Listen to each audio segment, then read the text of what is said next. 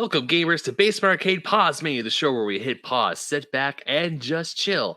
I am your host, Ben Magnet, and today on the show, I have yet another guest I have met from SoCal Gaming Expo, who has also created a video game. Ladies and gentlemen, welcome to the show, Nick Munson, the creator of Copper Jacket. Nick, how are you, dude? Very good. How are you doing, Ben? I am doing fantastic. Now, if you're watching this now, quick little thing, if you're listening to this, well, then you're just listening to this. Everything is like normal. But if you're watching this, unfortunately, Nick's camera is busted. So we have the gray blob or the Yes. gray stick figure for us today. But worry not, we're still gonna have a fantastic show. We have an amazing game to talk about. I played a little bit of it when we were at SoCal Gaming. But before we get into all of that, Nick, I have a question for you, good sir. What exactly got you into video games? Well, that's a good question. Probably just playing games. I've been playing games since, well, before I could even really read, quite frankly. My dad had an NES and he uh, never really used it. He bought it when he was in, I think, college and kind of gave it to me. And I was playing it nonstop. And really developed a love for chip tunes and pixel art and things of that nature just because this was one of the first things I was exposed to, and it was very very interesting. As a kid, everything's kind of flashy and new, but seeing games as a kid, it's very captivating, right? Hmm. You can easily get lost in this fantasy world or any fantasy world, and it's kind of different from games nowadays. I think just because graphics are so much more sophisticated, and you don't really have to use your imagination so much to see the Oh yeah, graphics. But yeah. yeah, back then, you kind of had to use a little bit of imagination when you were looking at the TV screen there because things were very pixelated and uh, not too terribly detailed. But yeah, I'd say just being exposed to games at a young age, it just seemed like such a fantastic thing that people, actually made this stuff. I always wanted to do that. As soon as I played my first game, I always immediately wondered like, yeah, how the heck does this work? There's this, cartridge and you plug it into this box and it just you turn on the TV, you turn on the system and a magical world appears right before your very eyes. And yeah, I just thought the people who made this must be like gods to create this universe. Um, but as I got older, I started messing around with a game genie, and I kind of discovered that it's really code that goes behind this stuff, and you can inject code into these games to make them do different things. That was like a huge epiphany for me. I remember playing. Oh, I forget which Pokemon game it was, but I got an action replay, and I had the ability to, basically just spawn any Pokemon I wanted. So it was like, wow, I just wasted like hours and hours and hours searching for like this shiny Pokemon, and here I could just cheat, right, and just spawn one instantly. It was just, yeah, it kind of established this bridge. Or yeah, a bridge for me, the bridge between the game world and the code world. And yeah, this was like the first step that I took on that bridge was, yes, I can manipulate this stuff. And that kind of got me interested in just programming in general.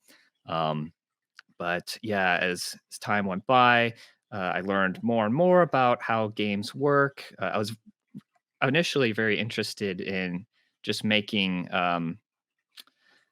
well, this was probably back around like 2005 ish, 2006 ish. I was really into Flash and making Flash animations with sprites, just Uh-huh. because I didn't really know code that well. So, and I still wanted to make stuff related to games. So I would make these terrible animations in Windows Movie Maker with these pixel graphics and yeah. let me tell you, Ben, they were just atrocious. I saved them. Oh, Oh, I'm sure they were. First oh of all, yes. it's Windows Movie Maker. You're forgiven already. Second, you were a kid. I remember when I was in like my computer class when I was in middle school, and I forgot what the program we were like learning and doing stuff, but we were supposed to make like some sort of animation. And I would remember that I was the only one who was like, I think I was the only one who was like really having fun in that thing, because people were just like making like simple like little like stick figure stuff, or Mhm. they were just like taking clip art, and we were just making these little animations. And I made a car do a backflip and had a T-Rex yell, "Sweet dude." Just because I'm like, let's go balls to the wall. Right. And, it's very liberating with animation. It's different from film where you're kind of restricted to, what props you have and what kind of camera you've got. But with like digital animation or even traditional cell animation, right, you can kind of draw your own environment and make, Hmm. whatever you want to happen. I was really into yeah, like making old Sonic the Hedgehog type flash skits. Yeah, so I was really into that. 'Cause Sonic was really cool back then. Yeah, even Hey, in you the can't see it, but there's like essentially a Sonic shrine just off camera. So you are in nice. good company with Sonic fans here. Yeah, yeah. I don't know. It was just something about Sonic. I really liked. Yeah, playing the Sonic games, especially on the Genesis. Sonic Two is it's up there with one of my favorite Oh games. yeah. But yeah, I'd make these really crummy little skits. I would back then I didn't even know like there was like different formats to like image files. So I would save them as JPEGs instead of like bitmap files. So Mm, yeah, JPEG does that compression and it just ruins any pixel image that you've got. It makes it all fuzzy and just horrible looking. And I remember thinking to myself, like, man, I swear this looked a lot better, before I saved this. But it's yeah, like, I know this looks better. Why does it look so bad? yeah. I mean, it was pretty bad just in general, but yeah, it was especially bad. No, it once again just flashbacks to middle school, elementary school. You're working on a project or you have a paper, and then you think, oh, you could like do a little razzle dazzle with it, and you could put a like, oh, I could put a picture inside my paper, and it'll make it look 10 times better to help my art or whatever I'm talking about. And you do the famous drag and drop, and next thing you know, everything gets all jumbled up, and you're like, I messed up. Yep, yep. Yeah, but yeah, so that was like, yeah, since I couldn't make games, I would just make videos, and over time, I slowly just learned how to write small little programs. The first language I learned was Visual Basic, which is kind of a sin to some people. Hate that language, but I think it's actually a really great starting point, especially if you're very young and you don't really know much about programming. uh Visual Basic is a great way to like jump in and start doing uh like GUI design and stuff Hmm. like that, which is kind of all I knew about what coding was. Like, it was very visual for me. I didn't know like, oh, you could really programs that are, they can run it as background services. They can do anything really. They can drive machinery. They can, create virtual worlds. They don't have to just talk to a monitor. Code does, whatever you want it to do. But yeah, yeah, that was, yeah, my first exposure to programming was just writing small little apps with simple little buttons and Visual Basics. One of the very first programs I wrote was just a mouse clicker. You'd like click a button and it would just do this loop where it would spam the mouse click event. So, like, if you hovered over something for 1 second, it would spawn like 100 instances of it because you just clicked it 100 times. It was really, yeah, really it operated more like malware than anything else, but yeah, that's yeah. That sounds like chaos to me. It's just like, what can I do? It's like someone hovers over a thing, and next thing you know is like you just click something, and then like a bunch of other windows just pop up, and you're like, ah. Yes, yeah, it's just weird little things like that that I started off writing. But yeah, it was, yeah, I'm kind of nostalgic for those times. This was around like 2008. You know, I don't know if you have a YouTube channel or not, but Oh, we do. This is recording straight to the YouTube channel. oh, really? Oh, very Yeah. nice. Yeah. I've been around on YouTube for quite a long time, but I don't do any streaming or anything like that. I hardly ever use my YouTube channel, but yeah, back in the day, I used to do this thing on YouTube called channel surfing, and Oh. basically, yeah, not I don't think too many people know about this. It used to be, yeah, a small community of YouTubers that would basically go around and subscribe to every channel that they could find. Um, Hmm. because the way that YouTube was laid out back in the day, you had it was kind of like MySpace in a sense, where you could customize your channel. You could have all these colors. You could there used to be friends on YouTube. I used to have a big yeah friend following, I guess you could say. But anyways, yeah, part of this community, we'd go around and just subscribe to just random channels. And the idea behind it was, well, you get exposure that way because if you were the first subscriber on a channel, then your profile would show up on that channel page as the first person to subscribe. So it kind of gave people incentive to be like the first person to subscribe to a channel.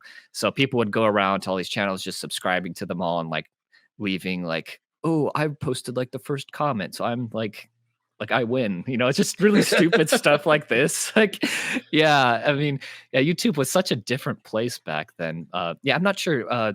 Did you have like a YouTube channel back in like the very early days? I don't even think I knew YouTube existed back in the early days. Like you mentioned MySpace, and already I'm just like, ugh, like just transported back into 2004, 2005, just trying to make my MySpace page look remotely cool compared to all like, because you like people forget because unfortunately, when I was introduced to MySpace, I was only introduced to the bad side of MySpace. My dad's a retired peace officer, and he has made arrests through fighting dudes on MySpace. So unfortunately, Oh, I was when I was introduced to MySpace, it was more of a bad place that don't go there because you never know who's on the other end of the computer. yeah. But if you also think about it, MySpace was like the perfect tool to teach people how to code, how to learn HTML, because of HTML, that was how people were able to essentially you go to the MySpace and your eyeballs are assaulted with pastel colors and glitter font.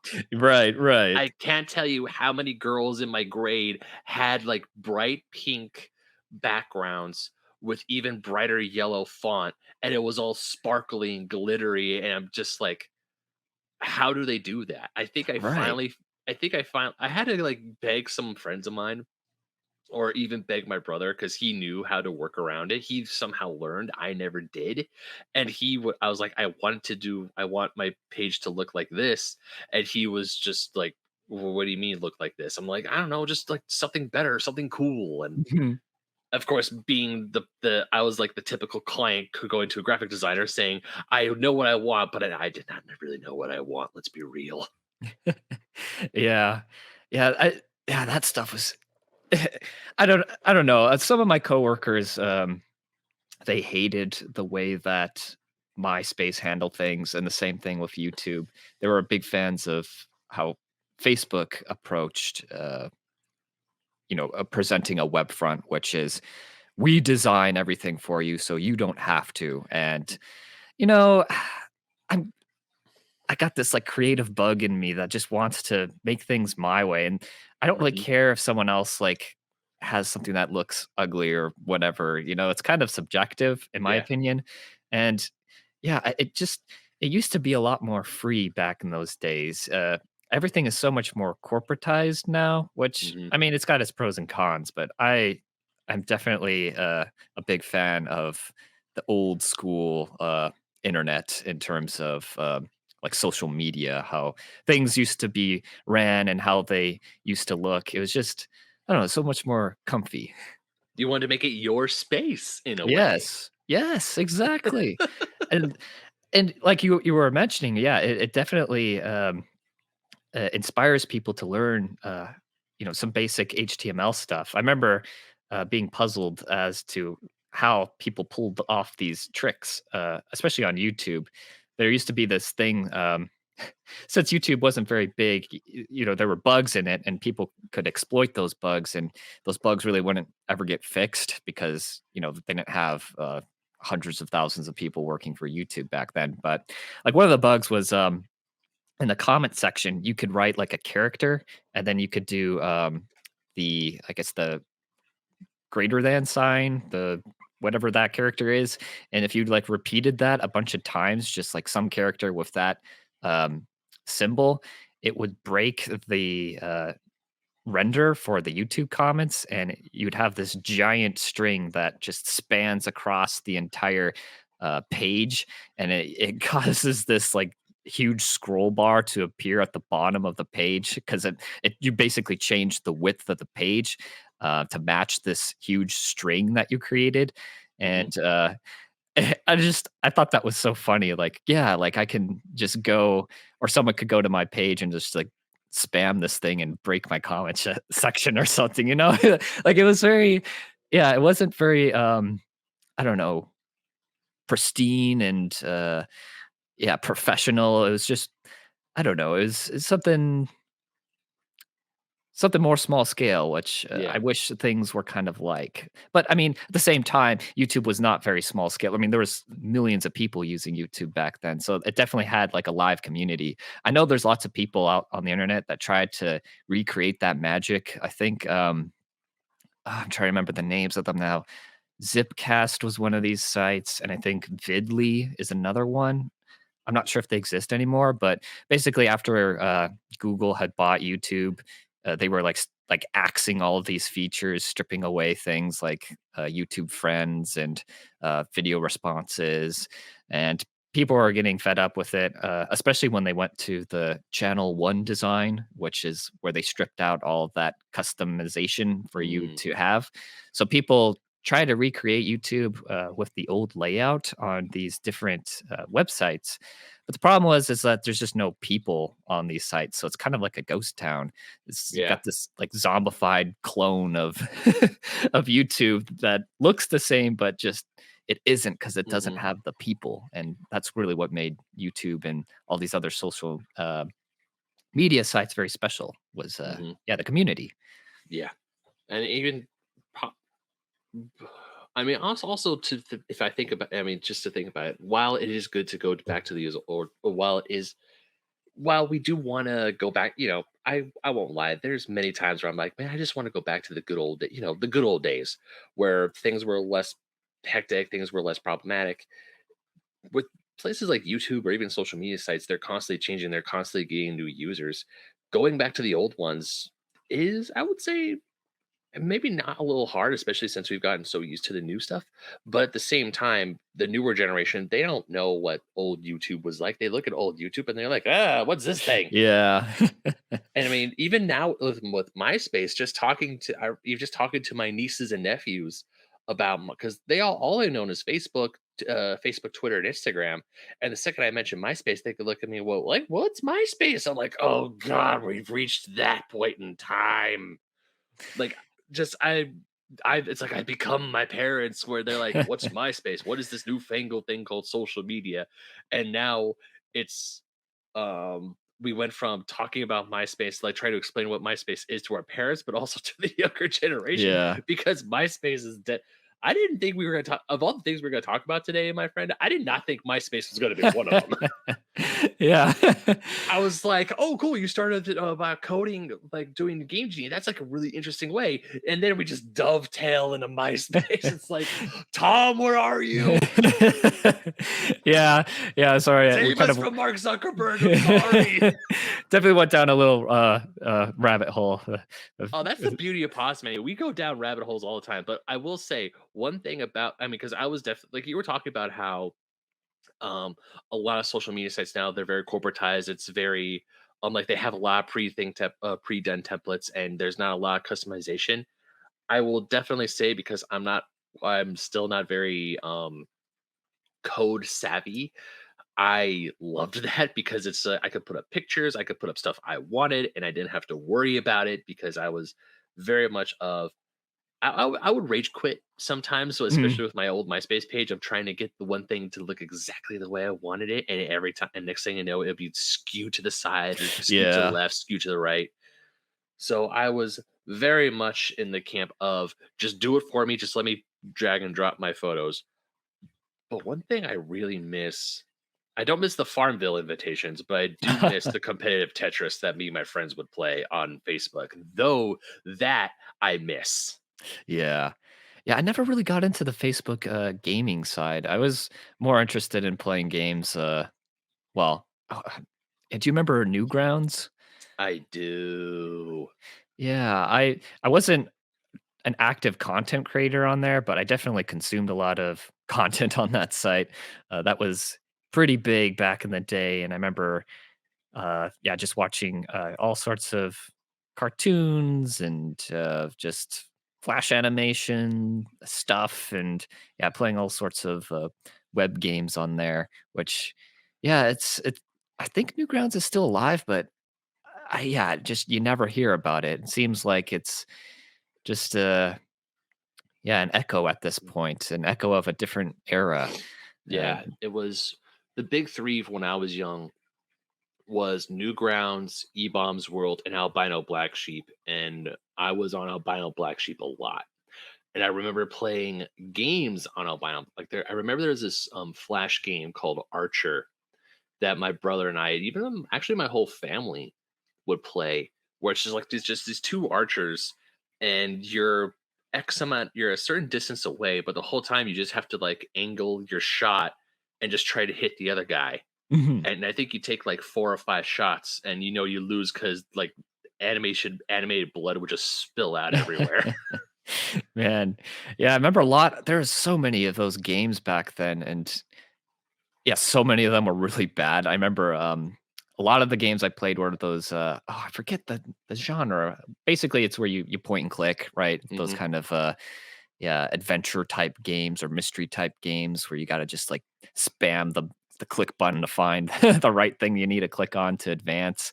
I remember playing a lot of that back in those days. I don't know if yeah, if, like, today's, like, younger generations, if they are even aware of, like, those kind of games. It feels like phone games really dominated and kind of supplanted, that genre of, Yeah. like, those flash type games.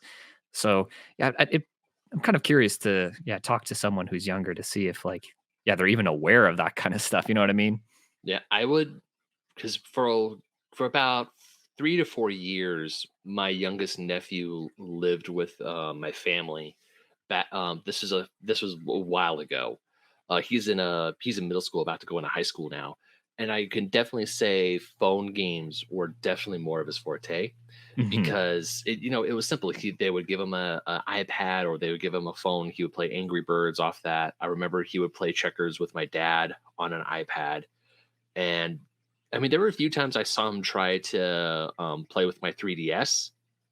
Like I would catch him because my 3DS would be charging in the corner, and I would come into my room. I would come into a room or the living room where I was playing, and he'd be sitting there trying to play. I'm like, "What are you doing?" He's like, "Nothing."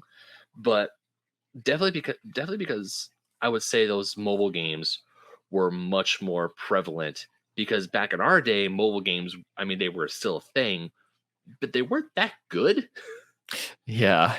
And they weren't really the best. So it's like I can't really play games on my phone because A, they cost $1. My parents are gonna be angry if I spend $1 on a phone game.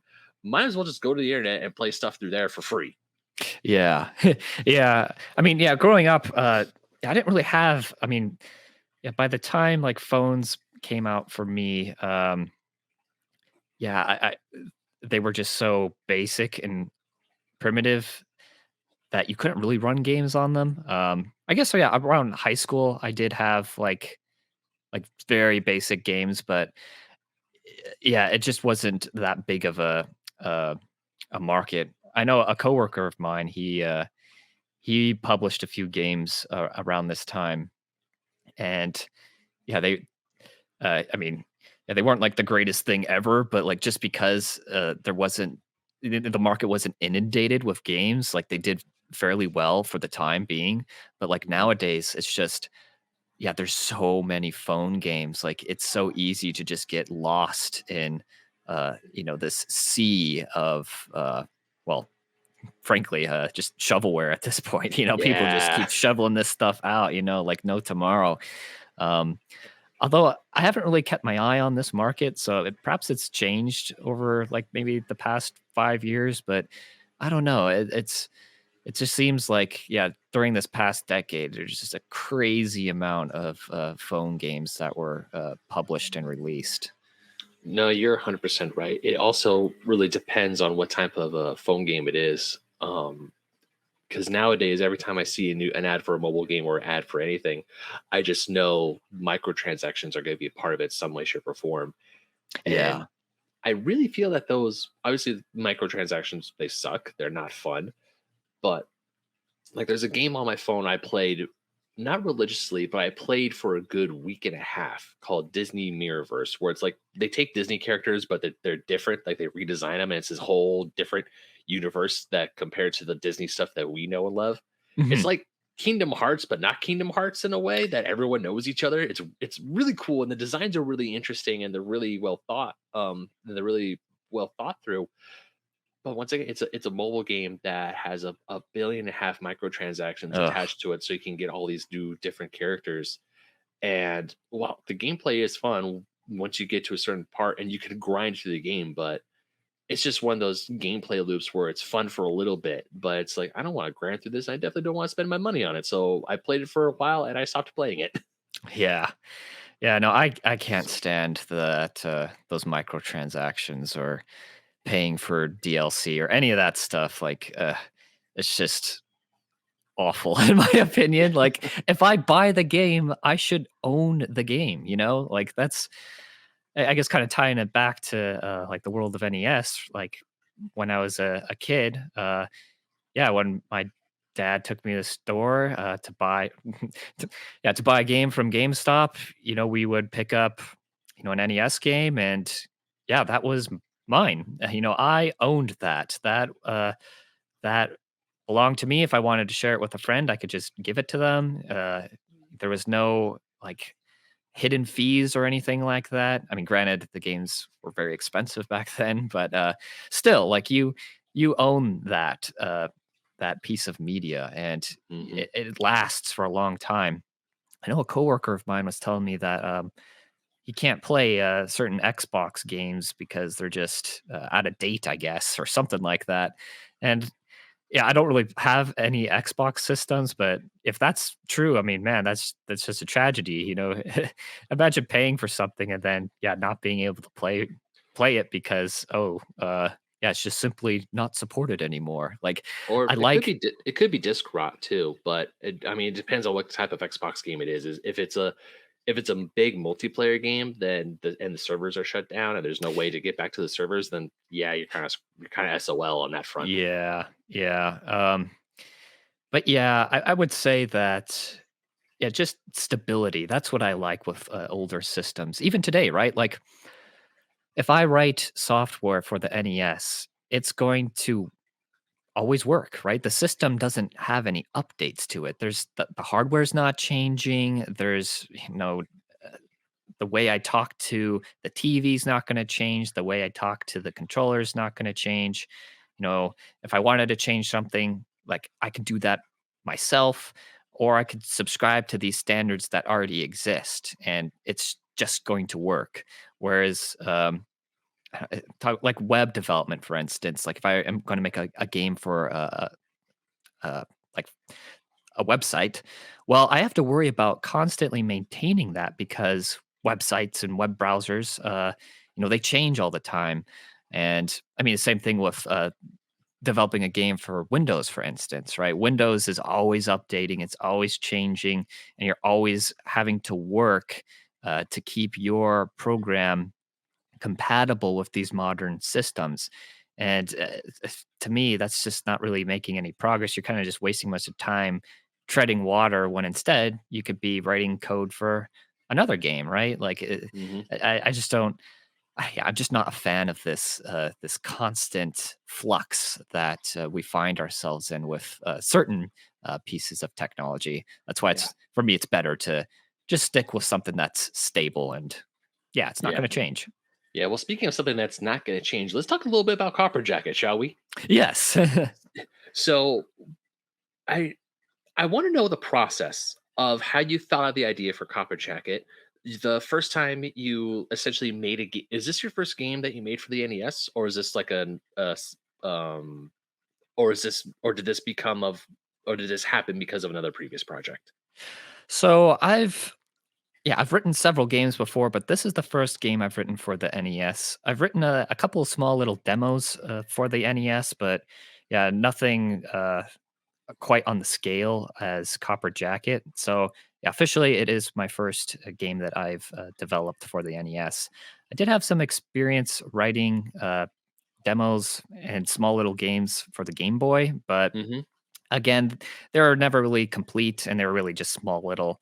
Uh, I guess you could consider them kind of like phone game type games, for lack of a Uh-huh. better term.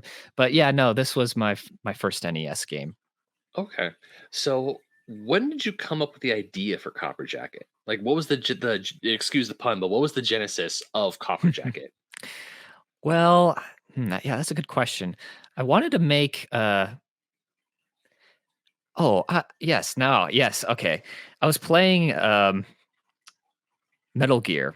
I was replaying Mm. Metal Gear a few years ago, probably 2017, and I had just come off of a high from beating Contra, the first one, and I was thinking to myself, like I kind of want to experience Contra in this sort of top-down format. Like I feel like, because Metal Gear is a completely different type of game. It's Hmm.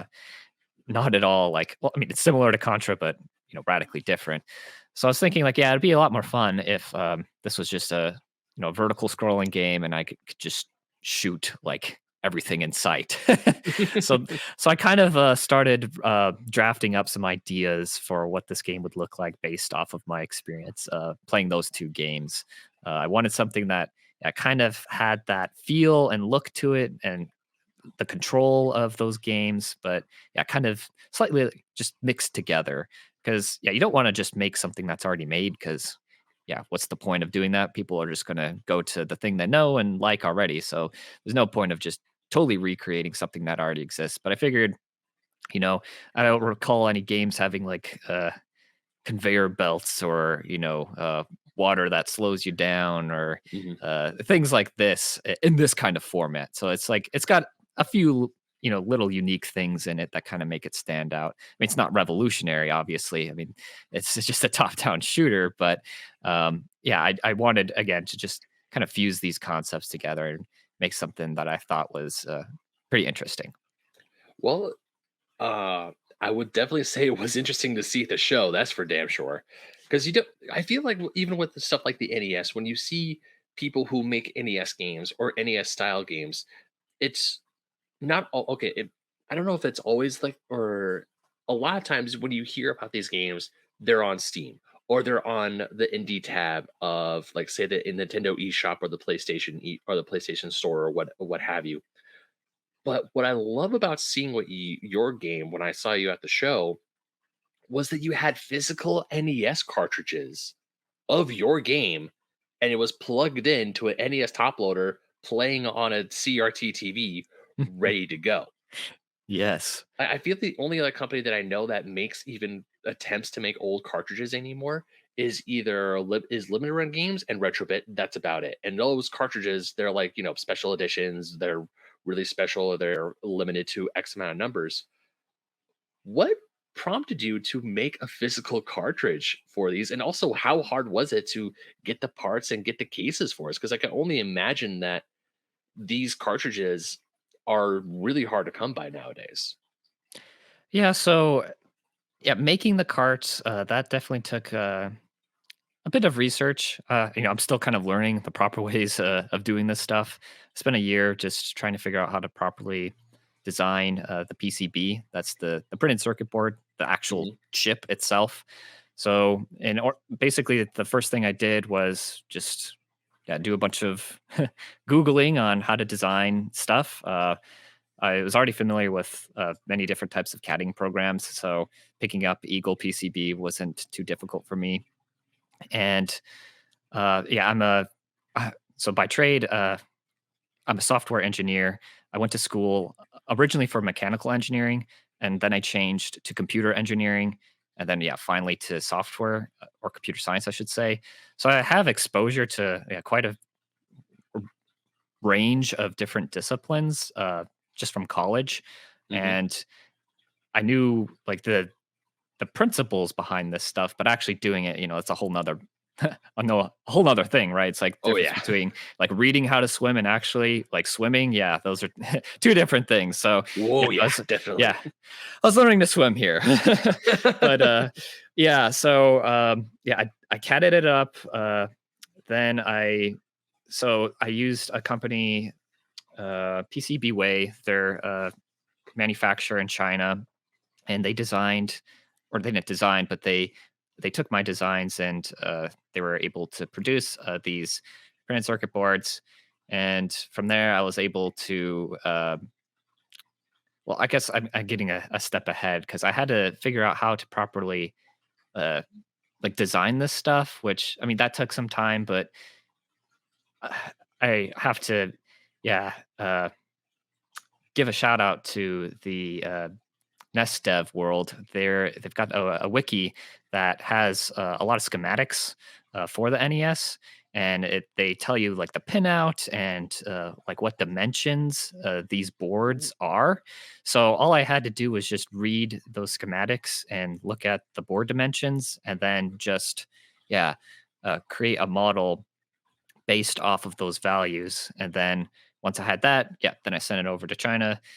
They produce it, they ship the stuff back here, and then yeah, I can basically get all the other components needed. So there's NES. It's got well, okay, I should back up a bit. There's different things called mappers, and mappers are basically the way that the PCB is mapped. So there's going to be different chips depending on the kind of mapper that you use.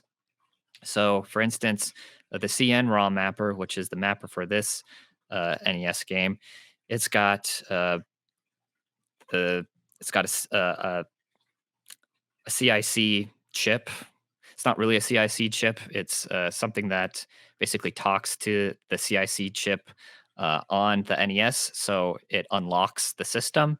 The CIC, I believe that stands for checking integrated circuit. So it basically checks the cartridge to see if it's region. It checks its region validation. Basically, if it's Hmm. in the wrong region, then yeah, you can't play it. Or if it's not official, then yeah, it rejects it. And there's two flash ROM chips that I'm using on this. Originally, they used like real ROM, but ROM is very expensive to produce these days. I mean, Hmm. it was even back then, so it's just cheaper to use Flash, and Flash is it's gotten pretty stable and reliable over the years. So that's what most people use when they manufacture these things is just Flash ROM. So Hmm. you got two Flash ROM chips, one for basically the images and another for the program, the code, the data, all that stuff. So you got two chips for that. And then the CN ROM mapper has a special chip that allows this ability to swap uh, banks for the character memory. So that allows you to express different pattern tables, meaning like say you've got like a tile set, right? You've got a bunch of graphics.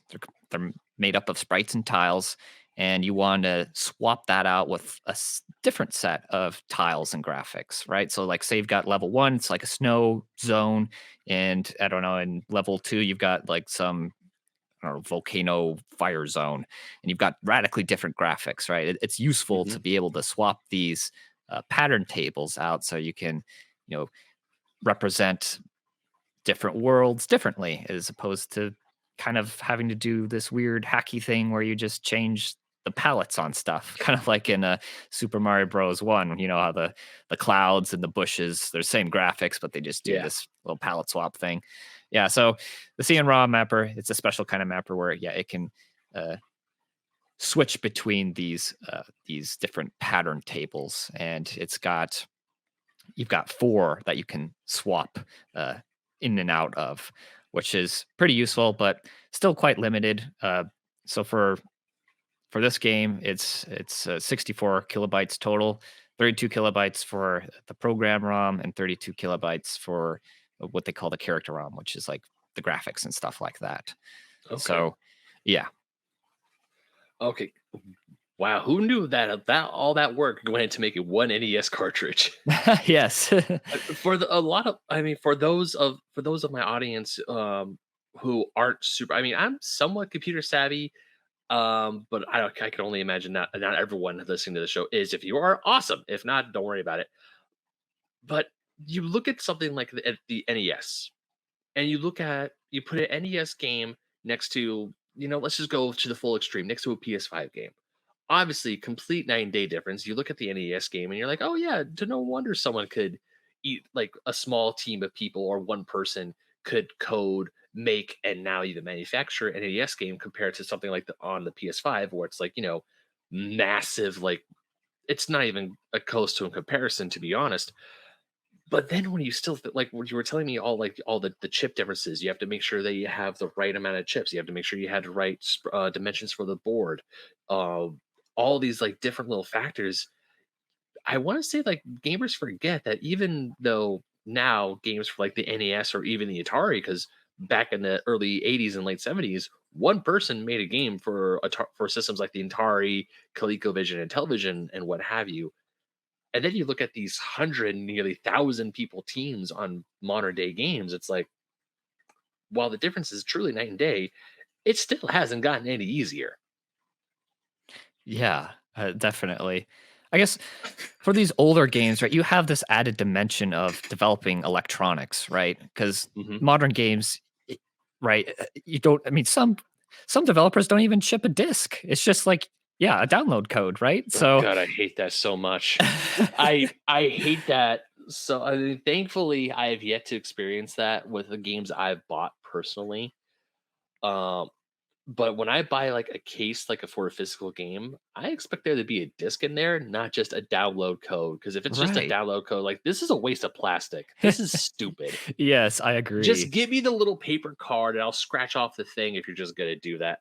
I think the one game, because I know DuckTales Remastered did that. I mean, I get it. They're doing it because they want something on the shelf. But at least with DuckTales, like when DuckTales Remastered came out, before they put the game on a physical disc, you at least got a special edition Disney pin, which okay, something for my troubles. Because not only do I get the game, but I also get a pin and I get something on my shelf. But thank goodness they rectified that. They just took that decision back and said, "Nah, physical game. Here you go. You can put the disc in this system. It's gonna work. We promise." Yep. Yeah. I mean, yeah, I have to admit it is a lot of trouble going through and developing something physical. You know, it's you're going from 0 to 1, and yeah, it's it's just you have to worry about all these types of small little things that you wouldn't really consider um, if you're going to produce just even a normal disc, right? Like Hmm. you got to get the right kind of disc manufacturer. You have to uh, make sure that your game fits on the disc, right? That's another kind of challenge that you have to overcome. I mean, with cartridges, the challenges are even bigger than that because you have to worry about not only creating the circuit board, but you have to worry about getting the components and assembling the components. That's another thing that often gets overlooked. You know, I definitely struggled getting this stuff all together during the time I launched this because I was in the middle of the supply chain crisis. So there's a huge chip Ooh. shortage, and it was just a pain to get everything. And oh my god, I mean the chip costs were rising. So Mhm. initially, when I started off this project, the prices for the chips I was using was roughly half of what they are now. So they basically just they doubled, they more than doubled, Oh, which is yeah, it's awful, especially if you're going to scale up, right? So if you're going to mhm. spend like um, I don't know, 5,000 on components, now you're spending 10,000 on components. Or if you were planning on spending, $50,000, well, now you're going to spend $100,000, right? So yeah, it's bad when you got something like this happening where all your chips are now like doubling in price, and is yeah, I had to like figure out, yeah, okay, well, how do I save on costs here? And it's just, yeah, a total nightmare getting this stuff assembled. I ended up like having to send it over to India to get some of the components assembled. And yeah, it's just just yeah, there's so many like loops you have to jump through in order to get, all this stuff together. Like Mhm. it's and I've had issues with like getting the boxes. You think that'd be something simple, right? But no, I've had issues where yeah, the manufacturer will misprint something, or they ended up just like getting like, I don't know, one was like I had like this weird streaking that was on all the boxes, like their machine was corrupted or something, and then I had to Oh, like, tell them, hey, I had this issue, blah blah blah. And they're like, okay, no problem, we'll fix that. And then they do some change, and then the graphics are all blurry, and it's like, you're not using the right image that I gave you. You like the DPI is totally off. It's just all this sort of stuff that has to come together. And yeah, you know, it's so easy to make a mistake, because there's mhm. so many different components. It's easy to make one little small typo or something like that, and that Oh, just yeah. now you've just ruined a whole batch of things, right? So, my advice to anyone who plans on doing this is to like always order a sample. Never like blindly just buy something like in bulk. You Mhm. always have to get a small sample. Then once that uh, once it's golden, then you give them the green light. But yeah, it's just a lot of moving parts when you go in the physical world, I must say. Yeah, and also I assume you were a one-man team doing this, correct? Yes, that's right. Yeah, and not only that, I feel like to make matters worse, especially for you, dealing with the supply chain problems, dealing with the manufacturing problems, it was all, I mean, not all on you, but you were the one person who was constantly going to the manufacturers, like the people printing the boxes, the people making the chips, and you didn't have anyone to delegate that. You had to like, okay, you go handle the boxes, you go handle this, and you couldn't like divvy it up. So I can only imagine that just added to the stress. I mean, we're already in the middle of a pandemic, and then with the supply chain and everything on all those other problems when they arose, it probably just made your life it just made life 10 times worse. Yes, definitely. But you either sink or swim, right? So Yeah. I was starting to sink, but yeah, I managed to somehow make it to the shore. Yeah, But about to say, I mean, obviously you swam, but I don't know if I probably would have sank to be perfectly honest. I yeah, mean, the pandemic just put a giant toll on everyone, and you were someone who developed and is trying to sell an indie video game physically that will work on any NES in the North America, and you are just going through all these problems are just coming at you right after left. Now I feel like it's a damn miracle this game came out. yeah, kind of is. With There's all it. the stuff you're telling me, it's like Copper Jacket is a freaking miracle. The fact that it's there, that I saw it physically, and now I know what kind of you went through, the hellscape you went through to get this into gamers' hands. It's like, bro, applause, gold star. I I probably would have just said, "Fuck it, I'm out." Well, so like I was kind of kind of planning on just having this be a failure, but I tried my best to, not have it be a failure. Uh, Hmm. There's uh, I guess, a class of development methodologies in the software world called agile. It's an umbrella term used to describe, how one should go about developing something, and it's one of the core principles in agile is, fail fast, learn fast. The Hmm. idea is like, you know what? I I'm going to fail. I'm bound to fail. There's so many things that can go wrong. I'm just going to try my best, roll with the punches, and take them as they come. And that kind of gives you the flexibility you need to take on like different challenges instead of me, kind of meticulously planning everything way ahead of time and, making everything uh hard I guess making everything based upon other things, like having all these dependencies.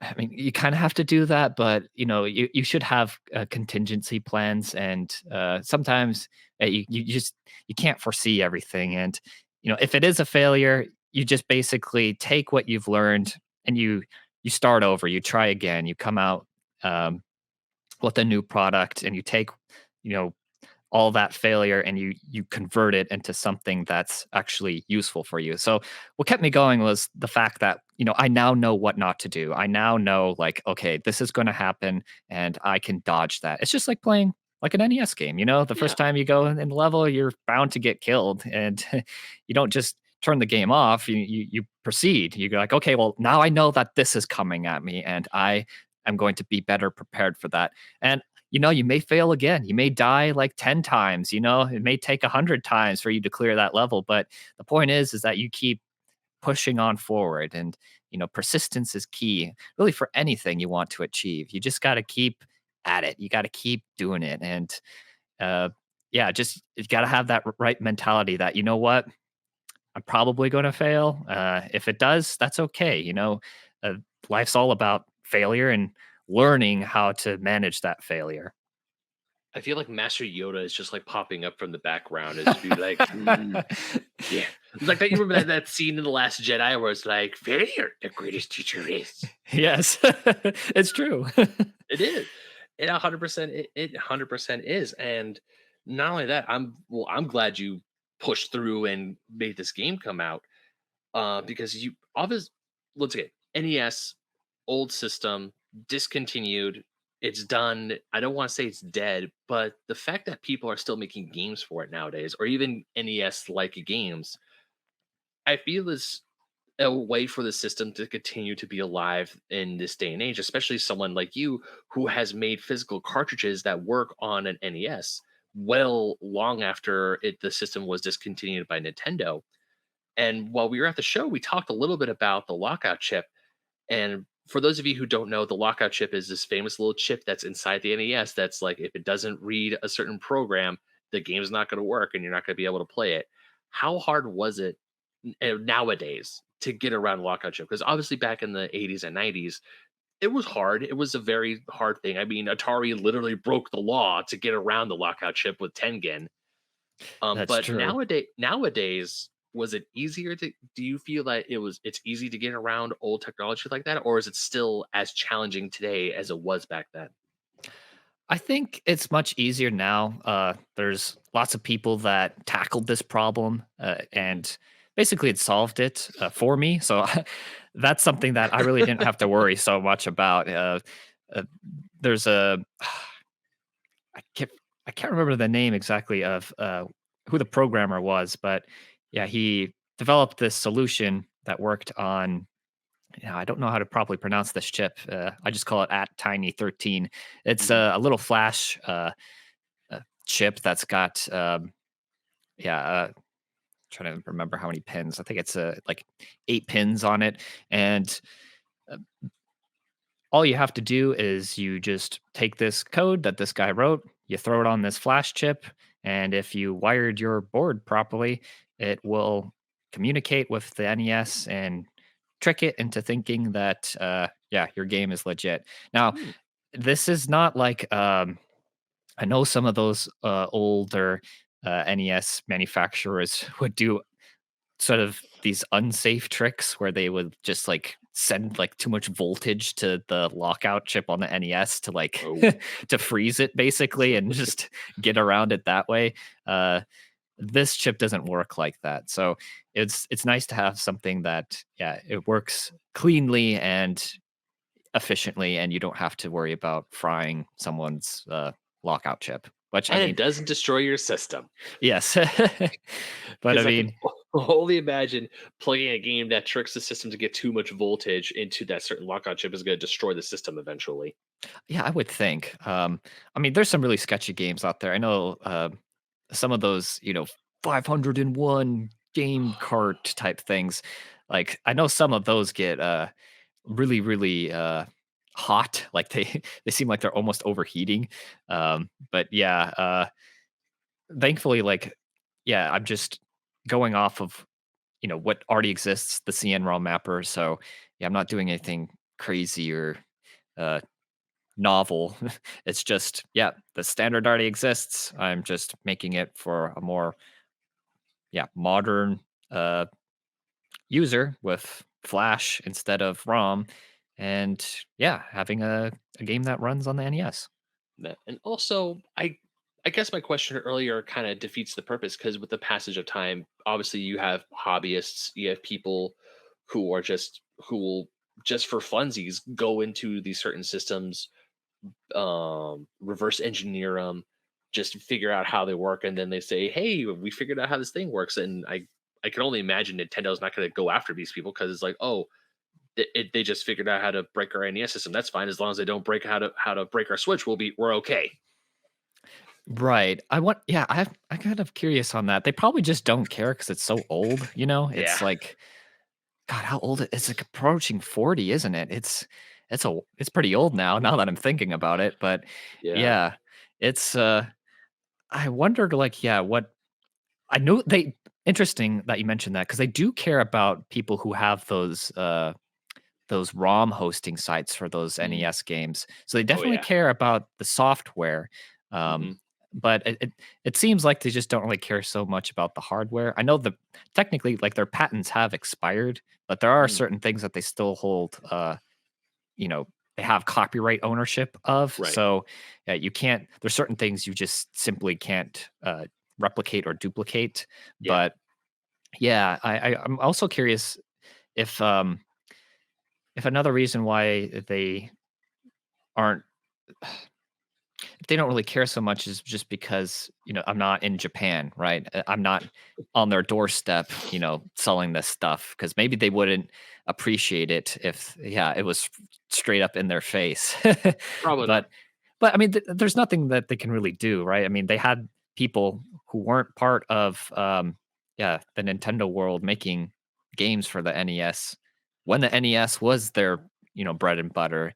Yeah. And yeah, I mean, it's like, it'd be like if, I don't know, like, Intel, yeah, they developed their own computer and they developed their own operating system, and then they told everyone, "Oh, if you wanna develop software or any plugins to our Intel computer, well, you're gonna have to go through us." Well, it's like, uh, no. Yeah. Like, that I mean, I suppose, like, there are certain things that, they could legally do for, the short term, like, I'm trying to think if, yeah, back in the '80s, if I think ISA was, I can't remember if that was open to the public for people to create cards for or if that was proprietary. I have to look that up, and I think PCI, uh, and PCIe, those were, open. I don't know if you know what those are, but basically, on your if you ever assembled the computer, you're going to have these expansion ports on the motherboard. So Hmm. ISA is like a really old standard that used to exist back in the 80s, and it Hmm. was part, I believe, yeah, IBM computers had it. Okay. And yeah, I guess what I'm getting at is, yeah, depending on how old like these old ports are, like people just don't really care if you develop for them, just because yeah, it's been so long and the patents for these things have expired. So there's Yeah. nothing they can do to legally to stop you because yeah. I could. I mean, also, didn't mean to go down this like legality rabbit hole because I do like your game and I think your game should exist and people should be able to play it and enjoy it. But at the same time, I mean, once again, the only way I could see the NES making any sort of money for Nintendo is like through, the multitude of NES merch that Nintendo has commissioned from other manufacturers, like keychains, apparel, And of course, we all remember the NES Mini Classic that sold like absolute hotcakes. Yeah. That was worth more than gold at one point in time, and thank God I got one when I did. Um, but also, I would say that the NES is.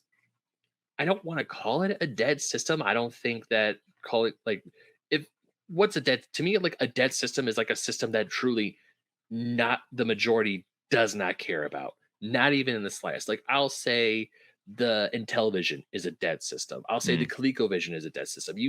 There are a few people who remember like a few people who and a few hobbyists who are trying to keep the system alive, which by all means, please, it's an important part of video game history. But if you talk about old systems and anyone under the age of 20 mentions the name Coleco or Intellivision, it's either because they know their stuff and read up on retro history, or it's by pure happenstance that it's a system their grandfather had in their closet at one point. Yeah.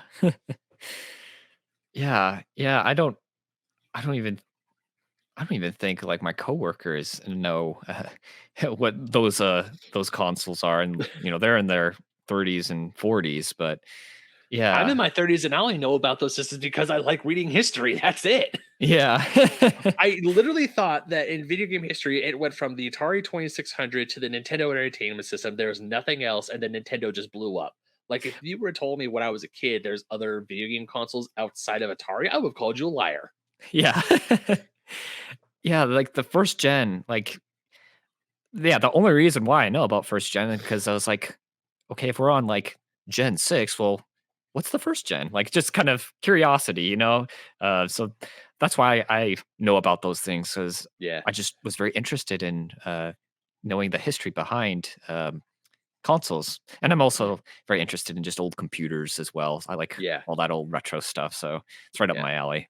Well, even old computers, because just so amazing to see how far we've advanced with computers. Like we're recording this, and I'm recording this on my laptop, my super thin MacBook Pro.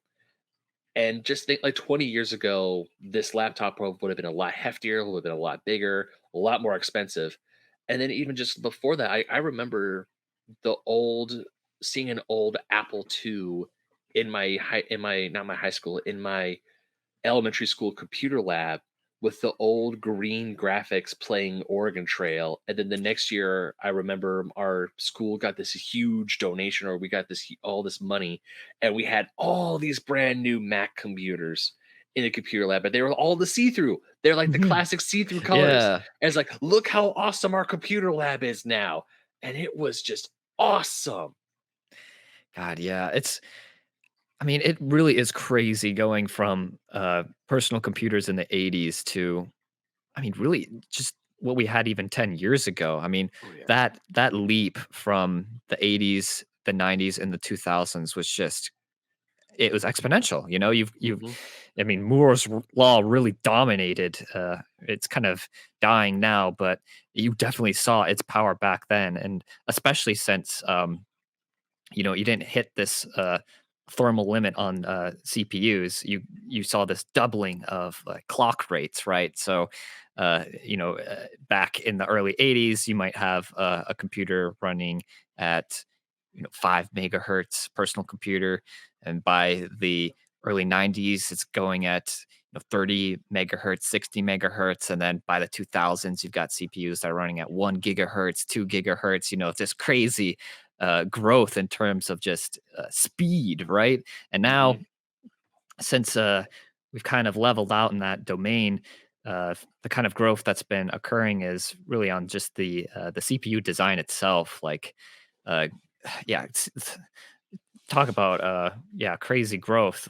I mean, we're talking about like multi-core systems that really are I mean, they outperform supercomputers back in the 80s by, a country mile. I mean, these things are Yeah. crazy powerful, and how they're designed is just,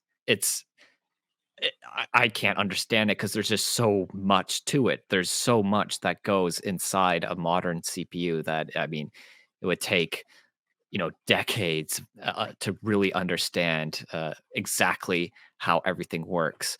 Yeah. I mean, that's kind of why I like older computers, just because they're they're a lot simpler to understand. Like you can learn how to design, a simple 5 stage pipeline CPU and have it work. I know there's a guy on YouTube that actually he's doing that with a bunch of. He has like all these breadboards and he's built his own 5 stage pipeline CPU and he's got like his own graphics card. It's like it's really cool stuff. But yeah, you can't do something like this with modern CPU architecture because it's just so fantastically complicated. Yeah. Like even a lot of other like modern technology itself, like just the fact that my cell phone can do all the things it could do nowadays compared to what my cell phone did, say 10, 15 years ago. Like 15 years ago, I had a flip phone and I thought it was the coolest thing in the world. Yeah, I definitely agree. Like I mean, just look at the graphics, right? Like from graphics you had in the 70s versus the 80s versus the 90s. I mean, I feel like it really exploded from, the 90s between the 90s and the 80s Oh and yeah. yeah, to the 2000s as well. But yeah, I think it's just yeah, it's crazy that kind of change. And I mean, also to mention like the internet, right? Like having Hmm. this around, this is a real game changer. I mean, I think it's going to affect like how we do business. I mean, it already has obviously affected how we do business, but I mean, it it's going to radically change things, right? With like remote work and Hmm. you know uh, having this ability to cut out the middlemen, right? Like Yeah. I was able to do this because I was able to get funding through Kickstarter, right? I was able to Hmm. reach out directly to people and have them, give me the funds that I needed to uh, procure my inventory. Whereas before, you'd have to go out to some bank or, go out to some, big wig and ask them for money and you'd have to pitch your idea to them and they would either say, yay or nay based off of whether or not they thought it was going to make a bunch of money. And Hmm. obviously my idea is not going to make a lot of money. Like it's not going to be it's not $1 billion idea, but I just thought it was really cool. And I know there's other people that like that sort of stuff. And yeah, with the internet, it kind of enables you, it empowers you to do these types of things. And yeah, that's like one of the advantages with technology. Hmm. Most most definitely. And even then, and just because, and even go into Kickstarter, you're able to reach the people who actually would want to invest. Because, like you said, go into a bank, you had to convince a bigwig. I don't think a lot of bank bigwigs are a fan of retro video games. Yeah. You might get the one, but that one might be all the way out in Podunk, Arkansas, or somewhere out Yeah. in the middle. And if we're here in California, we're just trying to get funding for this, and they're like, "I'm not going to invest in that." But yeah, the internet has I would say it's changed things for the better and for the worse, because you got some great stuff, you got some bad stuff with Yep. any new technology. But was where someone like you who's able to secure funding to make what to make a passion project like Copper Jacket is a testament to not only the community of retro video gamers, but also for people who still love and still want old school physical games on their systems. Because I will always be team physical. I still will buy digital games, but I mean, for me, a digital game, if it's like stupid or stupid cheap on sale, then yeah, sure, I'll go ahead. I'll get free up some hardware space, hard drive space for it. That's fine. But I will always be more impressed by seeing a physical, like a someone's shelves of video games, their entire collection of video games. I will always be more impressed by that. While it's annoying sometimes to, if you want to change a game, you have to get up, take the game out, and put the new one back in and put the old game away. While I understand that, you're you want to change it with the flick of a button. I get it. But at the same time, just seeing games on a list, while it's still pretty cool, doesn't isn't the same as seeing games physically on a shelf in a collection, and you're just like, whoa. Yes, I definitely agree. Especially, one of the tragedies with this digital world is the lack of cover art, right? I mean, sure, you still Yeah. have like you've got some cover art here and there, but I really liked looking at those old school NES box art works because they got passion and soul in them because they hired, like fantasy artists, painters around that time to make a lot of these things. I mean, granted, there are some that are not like that, Yeah. but I really wanted to go through the motions and hire an actual artist and have someone create like a physical painting for the artwork for Copper Jacket, just because yeah, I really I feel like that's part of, going physical is you need that sort of Oh authenticity. yeah. You need something that looks real and it looks yeah, it looks like it belongs, like, on your shelf, you know what I mean? Hmm. I know there's some, NES games out there that are, other people develop that, yeah, they just don't have that kind of, that look to them, and I feel like that's, like, a really big part, of going physical. You need, I'm not saying, like, my artwork's, like, the greatest thing ever, but I'm just saying, like, it's nice to have, a game that's actually hired like a painter to paint it.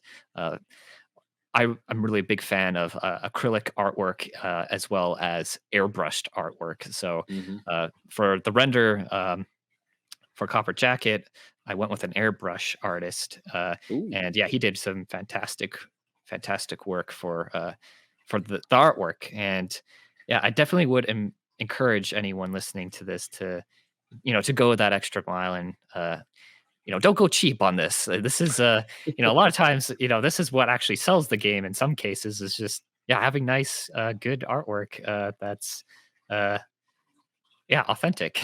I would definitely say had I not known that Copper Jacket was a one person game, if you were to put Copper Jacket next to a copy of say Strider or no, not Strider, that's or like say something in like Metal Gear, Contra, or any of those games that had that type of artwork on them, I would think that that game came out in the '80s based on the artwork alone. I would be like, oh no, this all these came out in the '80s. If you said, oh no, this one was actually released in 2022 or 2020, whenever it came out, I'll go, why? Well, thank you. That's exactly what I was going for. I wanted to make something that yeah, it looked like it was it had that aesthetic, that Hmm. 80s type aesthetic. Yeah. And if you don't have that aesthetic, it's just I don't know, it's kind of dissonant. It's like an anachronism, right? It's like this kind of clash that you see. And I mean, I can't be. I mean, who am I to really say how one should do like anything? It's just for me, like that's just how uh, I wanted to go about doing stuff. Because Right. I mean, yeah, if you want, like, yeah, you can do whatever kind of artwork you want. There's there's no real objection, objective objective objection to that. It's just yeah, it's just for me, like I wanted something yeah, that looked like it belonged in the 80s and came from the 80s and looks like it's supposed to go with the NES. Hmm. Now we have talked about physical games and how great it is having games physical. We do live in a digital world. And I have seen your game physical, but are there any plans to move to take the game from a physical? Because I assume this is physical only as of now, correct? Yes, as of now.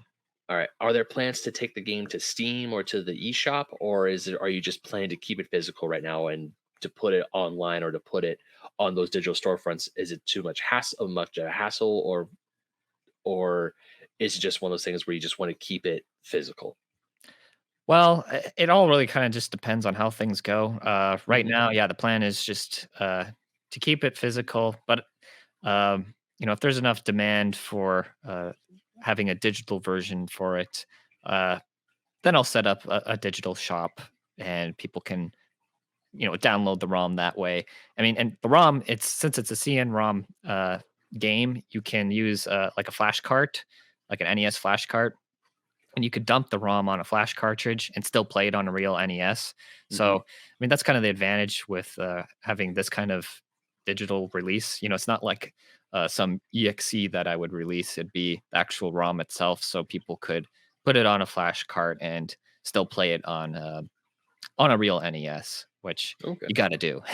Yeah, I mean, I will definitely say that I only played, gosh, not even maybe 5 minutes of when I met you at SoCal Gaming, but I could definitely say I wanted to. It was one of those games where I would have kept playing it. Um, it was I only played a little bit of it. It was fun. I was definitely enjoying it. It was definitely fun seeing like where can I go, what can I do. Like I definitely noticed the how if I were to go into water, it would slow me down compared if I was on grass or any Mhm. other type of terrain. Uh, but yeah, I would definitely say that I feel like this game would be awesome on. So, I mean, as much as I would love to have it physical myself, because I am also a video game collector, I love having physical games. I don't have my NES plugged in, and I'm a little scared of plugging it in now because I haven't plugged it in years, and I'm scared it's not going to work. Well, they've got plenty of spare parts out there for Oh this yeah. system. I think. Well, Go ahead. oh no, I was gonna say I definitely learned my lesson when it came to a broken console because I told the story before the show multiple times. So if there's a little dinger dinging up right now, my Sega Dreamcast, the laser died. Like the laser wasn't reading, the system was turning on, but it wasn't reading any of the discs. And I thought my system was completely broken and destroyed and it would never work again.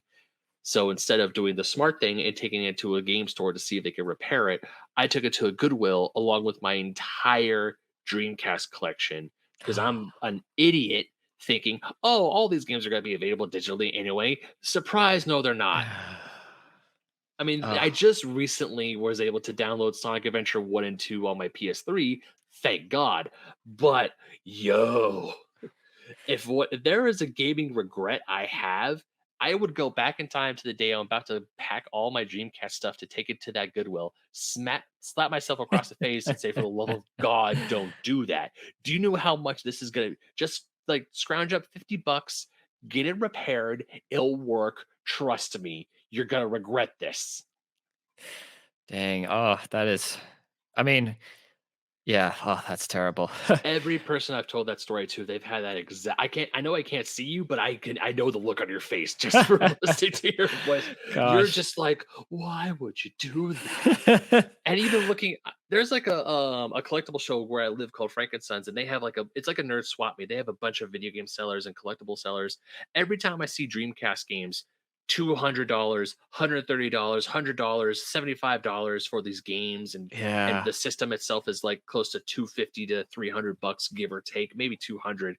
But still, it's just one of those things where like, I remember when this game cost me $100 in 1999, or when this system cost me $100, Yeah.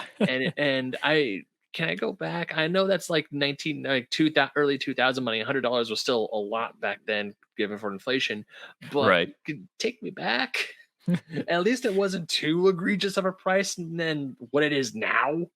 Yeah. Oh, yeah. I know what you're talking about, man. It's kind of funny that yeah, you gave away that system. I didn't give away any of my games, but for my first GameCube that I had, yeah, I think yeah, something like that happened. It was something small where things just stopped working on it, and I thought it was like totally destroyed. And what I ended up doing was just really destroying it. I just tore it apart. Cause I was kind of curious to see like how it worked, and I didn't really know anything about electronics back then, so I Mhm. just, yeah, completely gutted this thing and just absolutely destroyed it. But Did you turn it into a lunchbox? Because I've heard people do that. no, it was yeah. I was very careless. I just I was like, oh man, this plastic piece isn't coming off. I'm just gonna rip it off and just snap it off. And it was just yeah, it was really really bad. It's just just the worst thing you could imagine. Yeah, I just completely destroyed it. I yeah, killed that GameCube. But I luckily, yeah, I ended up buying another one shortly thereafter, and I kept all my games, and That's I good. still had all the little memory cards. So yeah, I just feel kind of bad because like if I would have just kept that GameCube and had done nothing to it, like I would be able to just repair it now with the knowledge that I have. Right? Yeah. It's just. Man, it just sucks. Like, man, why'd you do that? You killed something that's, one of a one of a kind, like that. It's Yeah. got its own serial number, and yeah, you destroyed that thing. But yeah, learned my lesson. I I definitely am a fan of the sort of repair economy, not the consumer type economy. Just because, like, yeah, in the consumer economy, when something is no longer produced, you can't really repair it, right? You're kind of forced to go on to whatever the latest greatest thing is.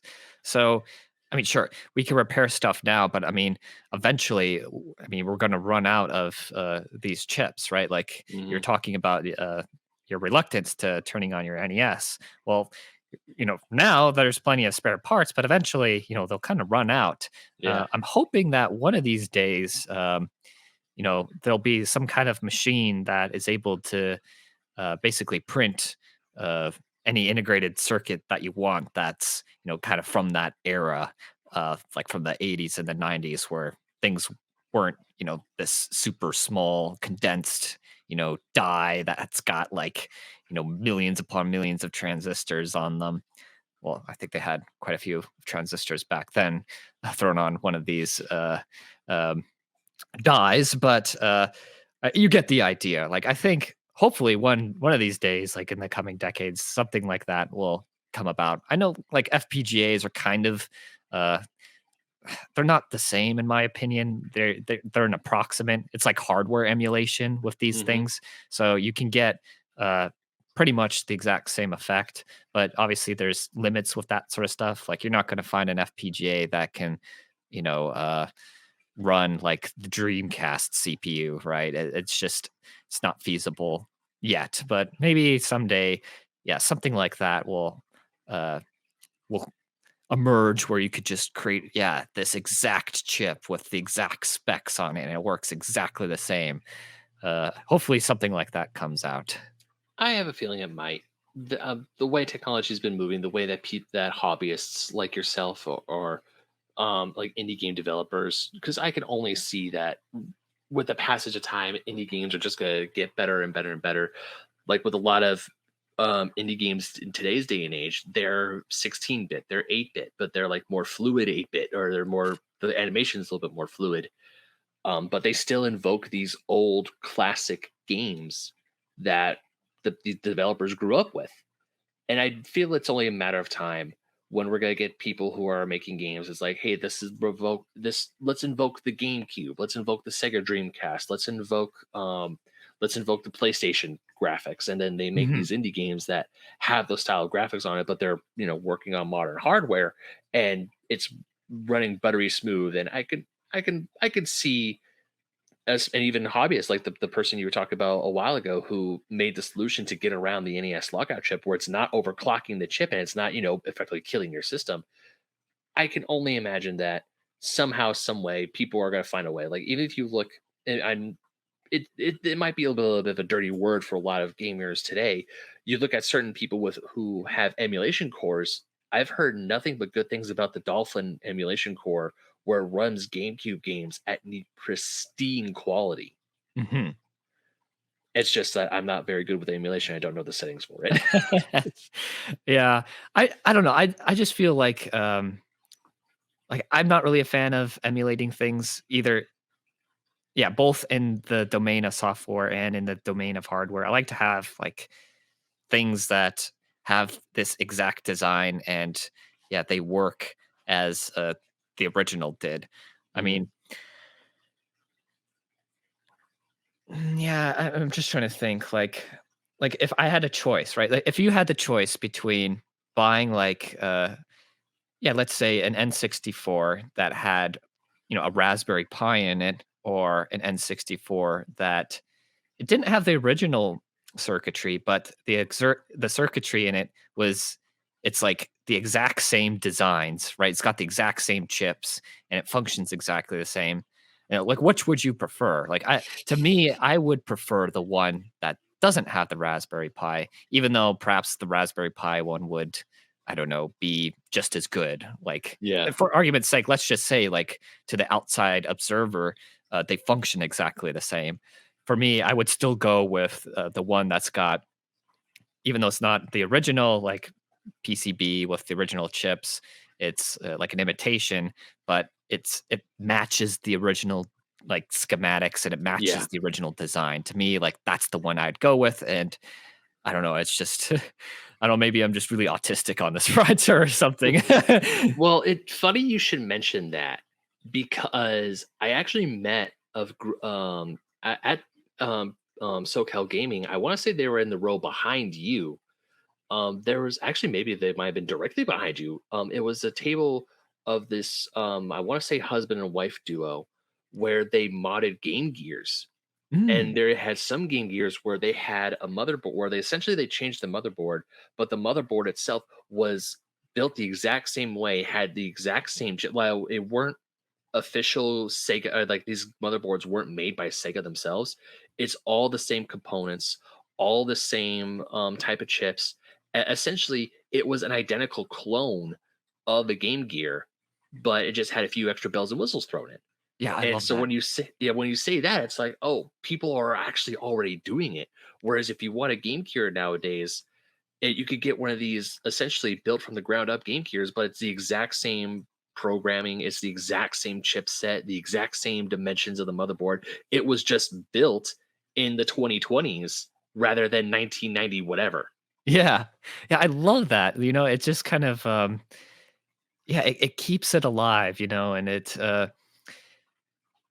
this whole idea of oh this is deprecated or you know it's obsolete like it yeah it spits in the face of obsolescence, you know, Mhm. it's like no it's here it is, you know, like it's able to be recreated today and it functions as intended. Like I like that. It's like, you know, just because like let's say you have I don't know a grand piano that was made in the 1800s. Would you say it's obsolete just because like you can recreate those exact same effects with you know some Casio keyboard and your computer? I would say no, right? Like even though like you know the latter may be technically superior, it's able to create a wider range of sounds and it's able to you know do that in you know I don't know within a I don't know, some crazy kind of time metric, meaning like if I wanted to, I could, you know, have my computer just write a song for me or something like that instantly, right? Especially Mhm. with like this AI stuff nowadays. But like, yeah, I wouldn't say that now makes the grand piano obsolete because it's old. I think it still has it still serves a purpose. It has a function, and if people still make grand pianos, you know, it's kind of not obsolete. It's it remains irrevocable. It's permanent. Mhm. It stays, and I that's what I like. I like having the ability to make tools, not necessarily technology, but just really any tools just remain. And, you know, if they serve a function, yeah, let them serve that function. There's no need.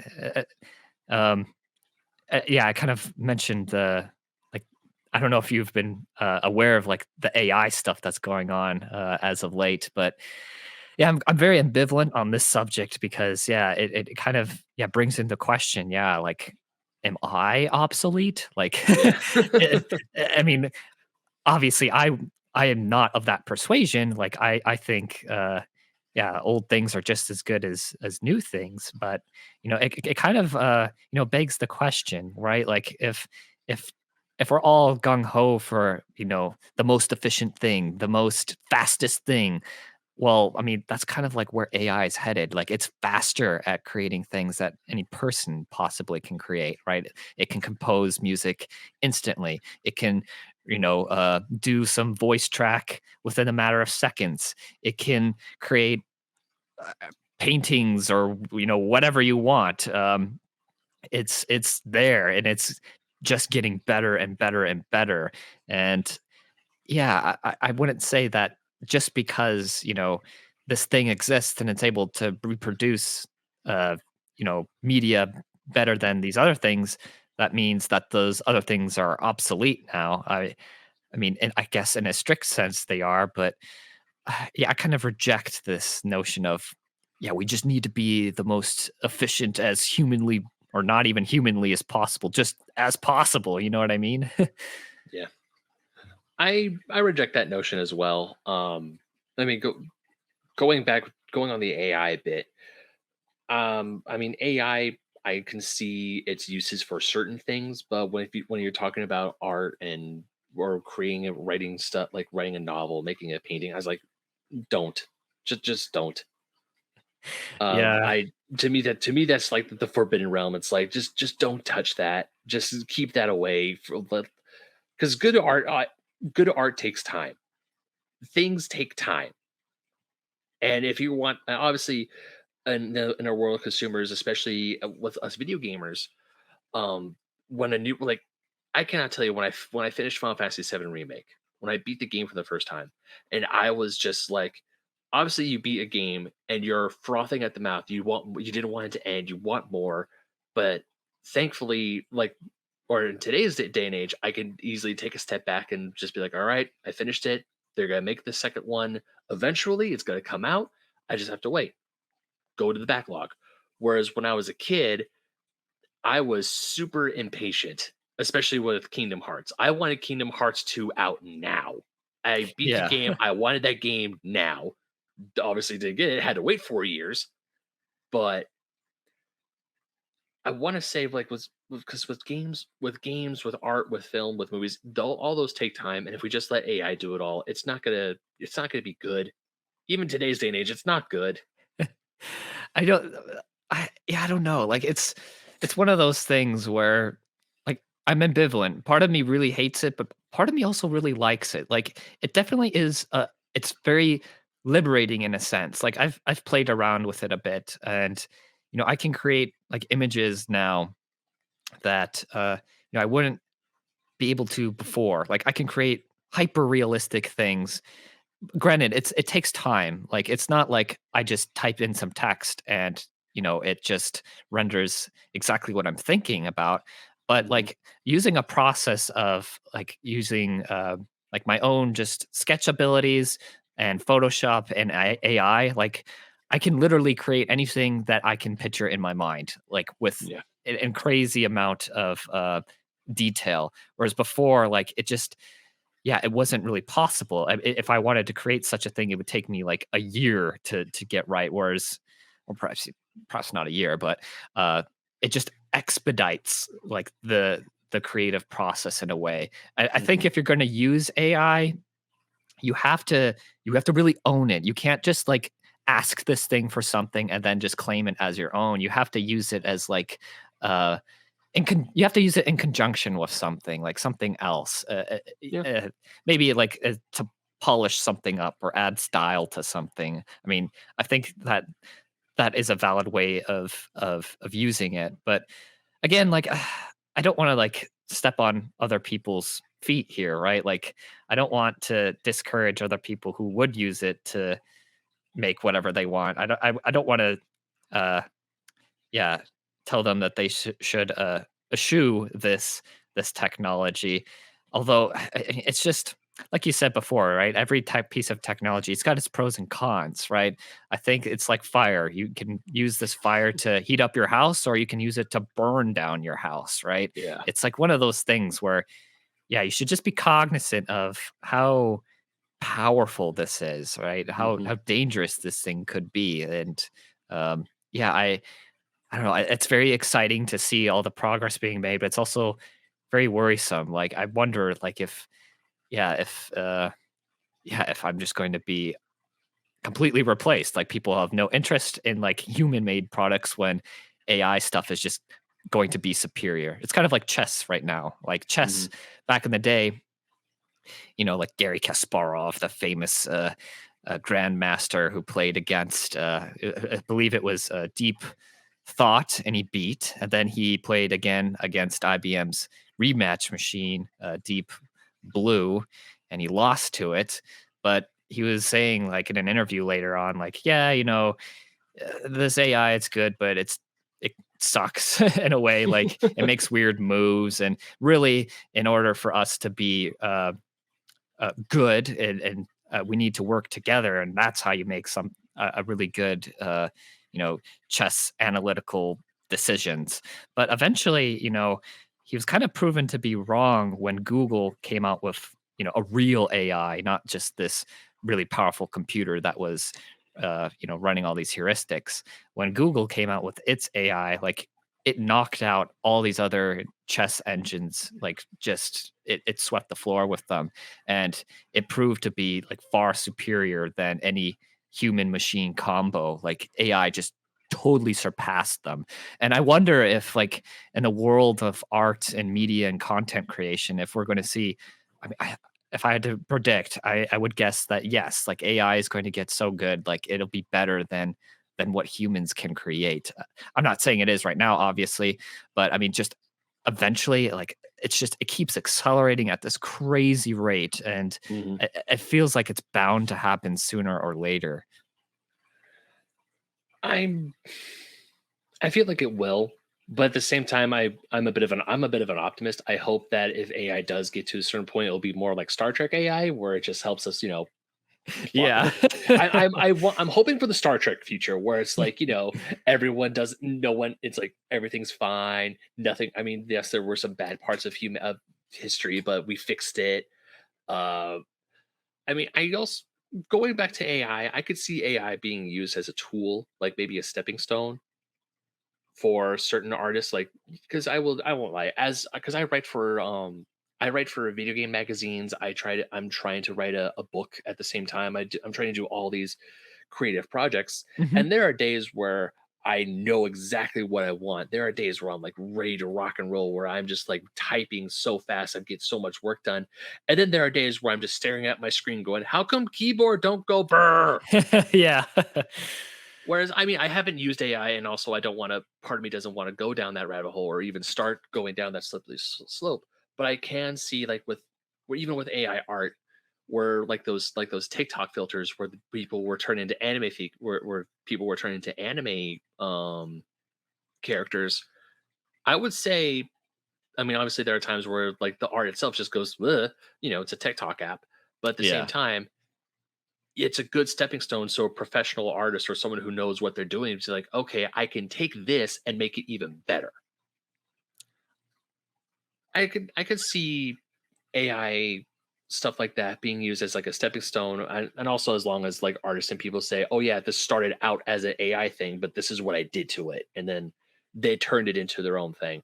Really, just I feel like transparency is the big thing that we need in today's day and age. It's like, yeah, this is like how this project started, and then it went from there. I feel that as long as they like straight up come up and say, "Oh yeah, I used AI in this sense or in this context," then like maybe people can start like relaxing a little bit and going, "Oh, okay, I see where you went. I can see where they went, or I see how they did this." So I feel that just transparency, context. I mean, obviously, some people aren't going to do that because we're humans and we suck. But I feel that as of right now, it is going in a scary, crazy way. But also, hopefully, we can figure out how this can be an advantage and a boon to us instead of a detriment.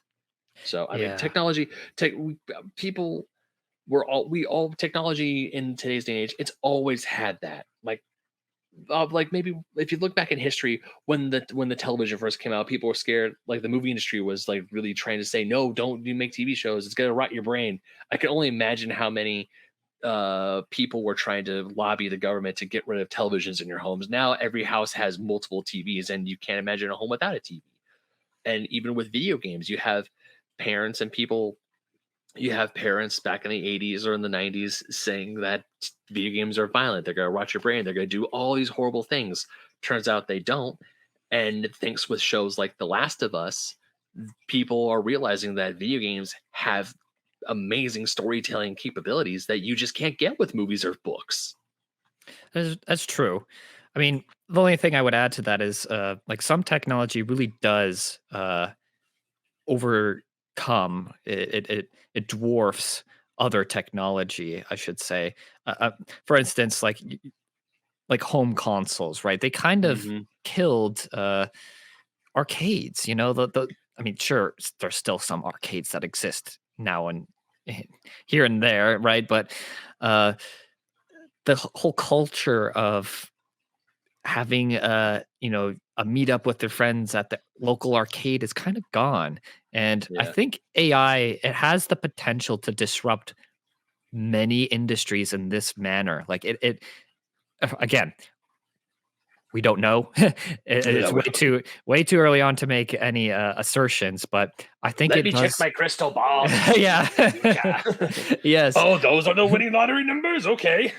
I think I think the silver lining, at least with AI, is that it kind of again it's a liberator. So it does give individuals the ability to create like really high quality things without having to have a whole you know company backing them, right? Like Mhm. you could use an AI to compose music for you. You can use it, and you basically are the music director. You could use the AI to make the artwork. You can use it to help you write your story. You could use it to create props or assets, right? You don't need to have to hire like all these specialists. Instead, you can now use this tool that helps facilitate you know uh, your abilities in order to create the product that you have in your mind. And that may, like, I don't know exactly what that will do. I don't know if that will disrupt industry. Like now you've got all these small studios that are basically acting like Hollywood studios, right? Producing content that's of that caliber.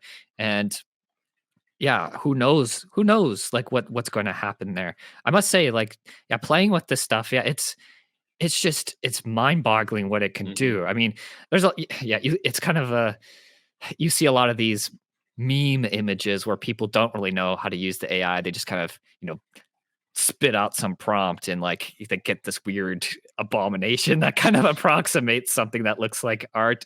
And a lot of people think that, oh, that's all the AI is capable of. I disagree. I mean, if you really take the time and learn like all the different algorithms that you can use to render images, and if you learn the tool set properly, you really can create at least in terms of like illustrations, you can create whatever you want. And if you're struggling with something, then you can train it, right? You can train the AI to understand a new object, or if you want to understand a new style, you can train it to understand a new style.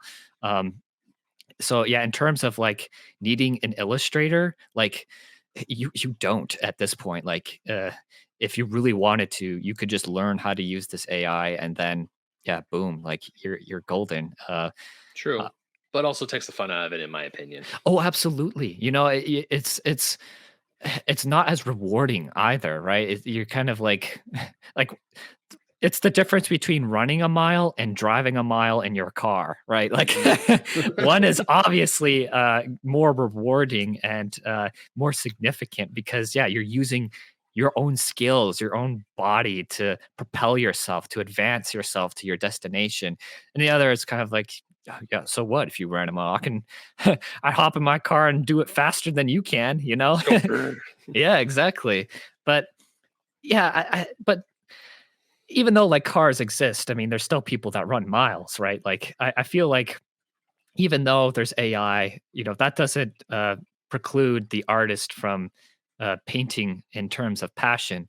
It may, however, preclude the artist to paint professionally. That's the real worry, right? Like people are Yeah. worried that I can't make a living on this anymore because there's this other thing that does that, and that kind of already happened with painters in particular, right? Photoshop killed painters.